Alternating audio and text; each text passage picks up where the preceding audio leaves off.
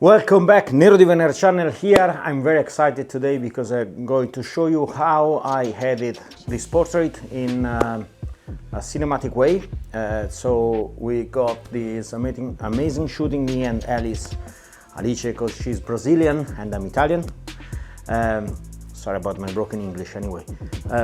So we got this amazing shooting during night here in the city, so urban street, classical portrait shooting, photography, whatever. The situation was I got the opportunity to try an amazing camera. No worry, I stuck on Fuji, but I got the opportunity to try this camera. She's a A7 IV from Sony, and the lens is a 15mm 1.4 from Zeiss. Planar, I think. It doesn't matter really much.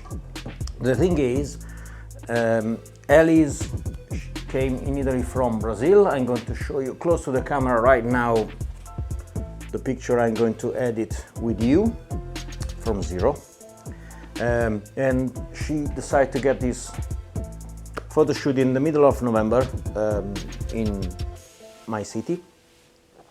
The difficult thing about this shooting was basically low light, of course.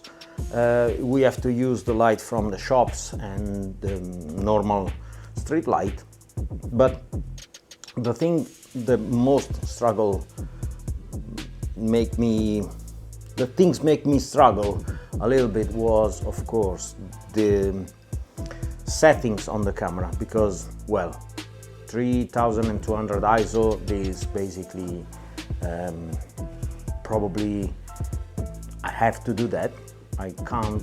Sometimes I've been down to 2000 ISO, but not often.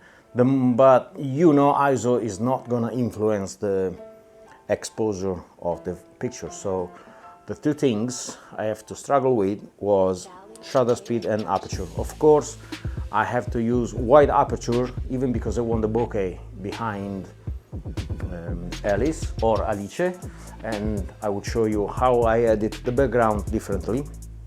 So my aperture was between 1.4 and 1.8, sometimes 1.2, most of the time 1.4, 1.6, and the shutter speed was really low compared to what you can do usually in a sunny day like today.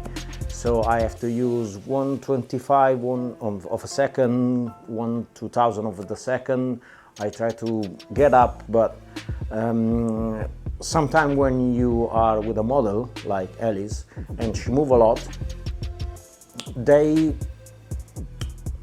I'm not gonna say they don't understand the situation, because I explained to her, but when they usually model a lot, they usually to move, you know, anytime you heard the click, you change the position, she make the hair properly. I don't have hair, so I can understand this part. Well, anyway, she moved a lot sometimes, so I have to find some shop with a strong light, and sometimes the shopper was not really happy to see me outside of the shop and using his light. Don't ask me why, but this is happened a couple of times, twice, if I remember well. But anyway, the movement, so I was really happy to use some different shutter speed, maybe a little bit higher to freeze the situation, but I explained the problem or what happened to Alice, and she was wonderful. She understand a lot. I waited a lot, even with a really fast camera as a Sony, because if you are a Sony user, you actually know how fast is this camera, and when the camera brings the eye, usually they don't lose the tracking. But the problem is with 1.4, 1.6 aperture on the lens and a low shutter speed, miss the picture. It's really, even because I use a 50mm, so I was not really away from the model, and my depth of field was really reduced. Anyway, we got this amazing picture. We got other amazing picture, of course. I think I saved 70 picture, 70. But this was one of my favorite one, because you can see in the background the bokeh of the city with the lights, and the subject was in foreground and really sharp, really good. The eye was perfect. Her hair, orange hair, was outstanding in that situation. So okay, I already talked too much. Jump to the edit in Lightroom. So here we go in Lightroom. This is the picture I'm gonna work on, and I'm gonna create a virtual copy just to start from zero with you. This is a copy. I'm going to reset all the pictures. So this is the original picture I took last night. So 1/320 of the second, f1.8, 600 ISO, 50mm size, 1.4. So the first thing I'm doing here straight away is to take the heating brush and remove the imperfection of the skin. I do this immediately because I can do later, but if I apply some masks or I work on the picture, I can see Lightroom struggle a little bit to apply the healing brush. So this is the first thing I do, even because I want to be sure I'm working on a clear skin, so I do not have any problem about blemish or I don't know, some other imperfection I can have on the skin. Nothing crazy. I'm going to remove some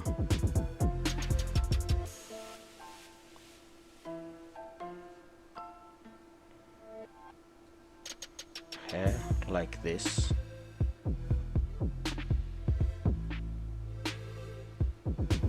I mean, it was windy that night. I can remember it was windy, but sometimes remove this thing is gonna be alright. Especially if the hair are not important to the final result of the image. Second, I'm going to crop a little bit the thing, not so much because, as you know, the 50 is already a good lens.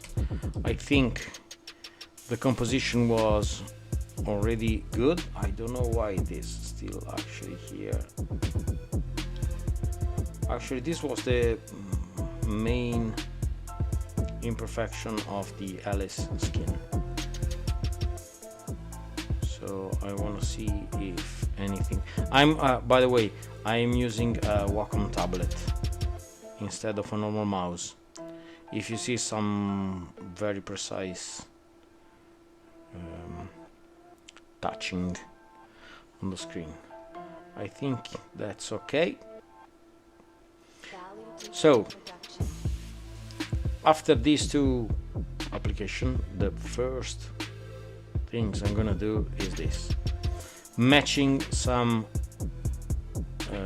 camera settings.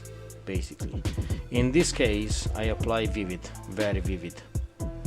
But as you can see, so this is a start point. This is a, let's say in Fujifilm, this could be a film simulation. I used a Sony camera, so there is not film simulation. So this is a kind of LUT apply before. As you can see, all the parameters still on zero. Nothing is changed. Just the starting point with the LUT. So I'm going to speed a little bit the process now.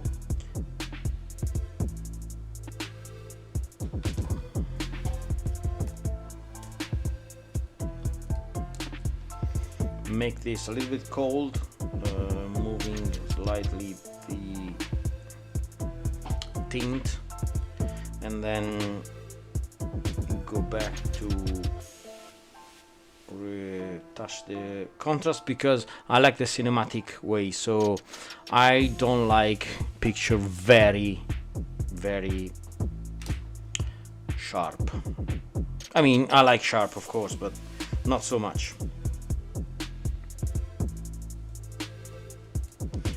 Increase a little bit the shadow and decrease a little bit the highlights.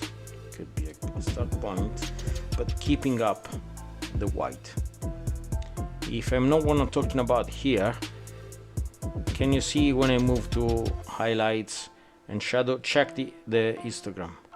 So this is black, this is middle way, like shadow, highlights, and white, pure white. So when I touch these slides, I'm actually work on the histogram. As you can see, when I move between the slides, you can see up what happened in the histogram level. Decrease a little bit the vibrancy because I'm going to touch this later. Well done. Curves.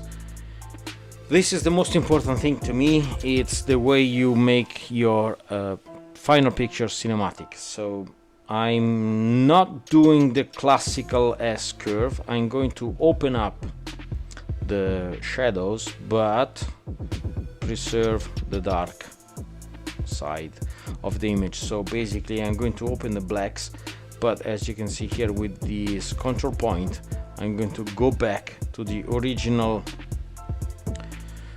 dark side or shadow or blacks. No, blacks is it's this point, control point here. So I'm going back to do not crush so much. Oh, you can open a little bit, but I'm going to do this later because with these settings, so keeping this in the middle way, in the middle diagonal, will allow me, when I apply the masks over here, to be more precise in to recover or to work on the dark part of the image. So here I'm going to make the red a little bit orangey, and because I don't like the greens in general, especially in this kind of image, I like to make more warm instead of cold. Saturation, again, decrease the saturation of the greens. Luminance, I'm going to make the luminance just slightly more the oranges.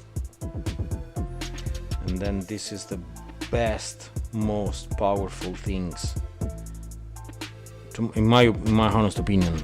I mean, you can disagree with this, but calibration is, I think, my favorite way to make the color grading of the image. I know most of people used to work on these three wheels.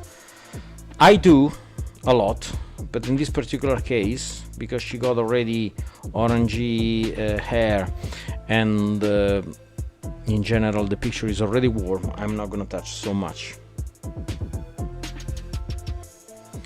the color grading section.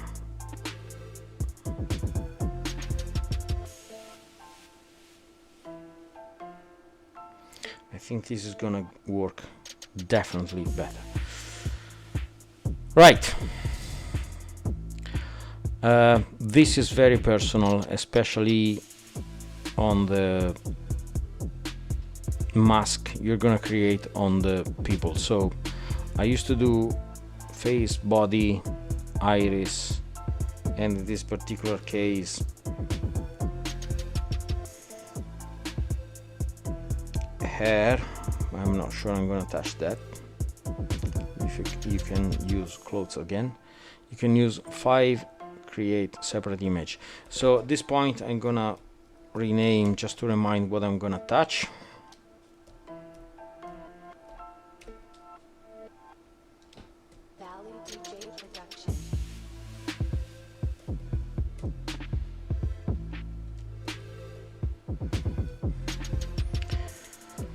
Then one of the most important thing is select subject and rename it.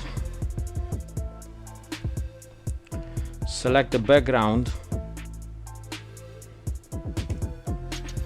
and then we add other two masks or three, linear and radial masks. So face, I'm not gonna cover this in this video. If you want, I will make another video based on this. I have my specific settings already done, so I'm just gonna copy this straight away. But I remember on the hair I have to decrease a lot. As you can see here how much I work on hair, but not in this particular case. Actually, I think this is too much. Even with the iris, go back on the 60.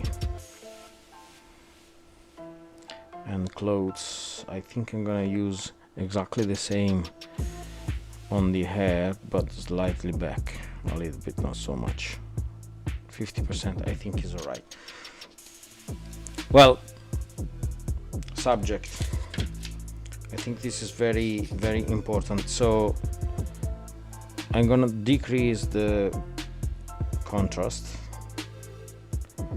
and then I'm going to decrease the highlights, increase the shadow,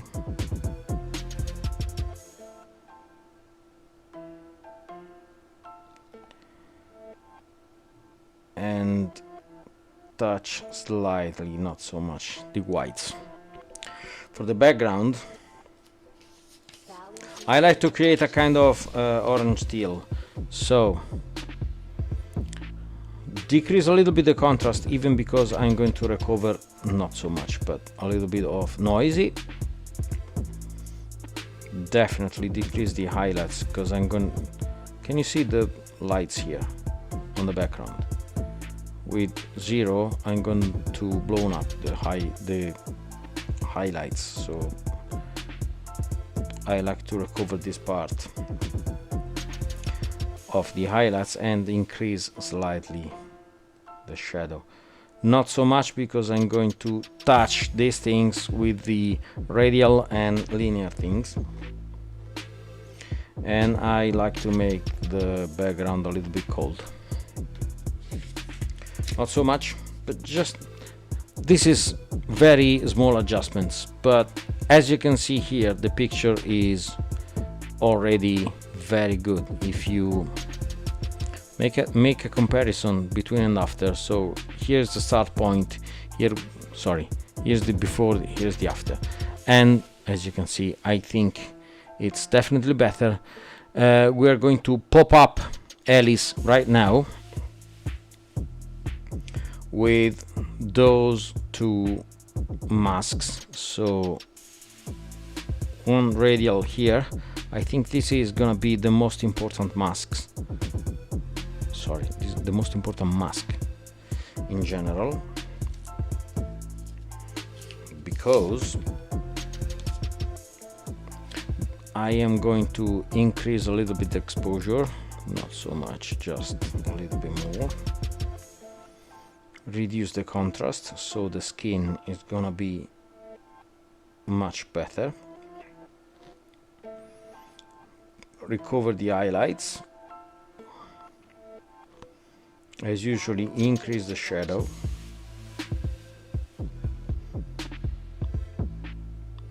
Make the whites a little bit pop. And make her definitely warmer, especially because she got orange hair, so I think it's very important in this particular case. Then I'm going to duplicate and invert the masks, and this is why I create a vignette. So about the vignette, I'm going to touch slightly the middle tone on the curves, and then increase the highlights, but not so much. Definitely drop down the shadows, and make the temperature a little bit cold. I think we already got one of the best result right now. Basically it's almost the same of this picture. The thing is different a little bit is on this mask. I made this linear from here to here. Do you remember here we make a radial warm? I'm gonna make a linear cold.